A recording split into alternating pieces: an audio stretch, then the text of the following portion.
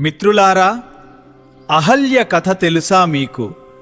బ్రహ్మ సృష్టించిన అత్యంత సౌందర్యవతి ఆమె. మహర్షి గౌతముడి ధర్మపత్ని. ఆమె అందం ఒక అద్భుతం. ఒకరోజు గౌతమ మహర్షి తెల్లవారుజామున నదికి స్నానానికి వెళ్లారు. ఆ సమయంలో దేవేంద్రుడు అహందాన్ని చూసి ఆకర్షితుడయ్యాడు. దేవరాజైన ఇంద్రుడు అహల్య ఒక నిర్ణయం తీసుకున్నాడు. ఎల్లాగైనా అహల్యను పొందాలని అనుకున్నాడు.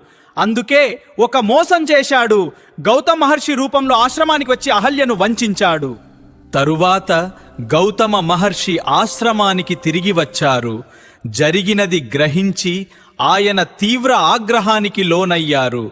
మొదట దేవేంద్రుడిని, ఆపై అహల్యను శపించారు, నీవు రాయిగా మారిపోవాలి అని. అప్పుడు అహల్య కన్నీళ్లతో వేడుకుంది, నా తప్పు లేదు మహర్షి. గౌతముడు పలికారు, త్రేతాయుగంలో శ్రీరాముడు ఈ ప్రాంతానికి వచ్చినప్పుడు ఆయన పాదధూళి తగిలితే నీకు శాప విమోచనం కలుగుతుంది. కాలం గడిచింది, సంవత్సరాలు గడిచాయి.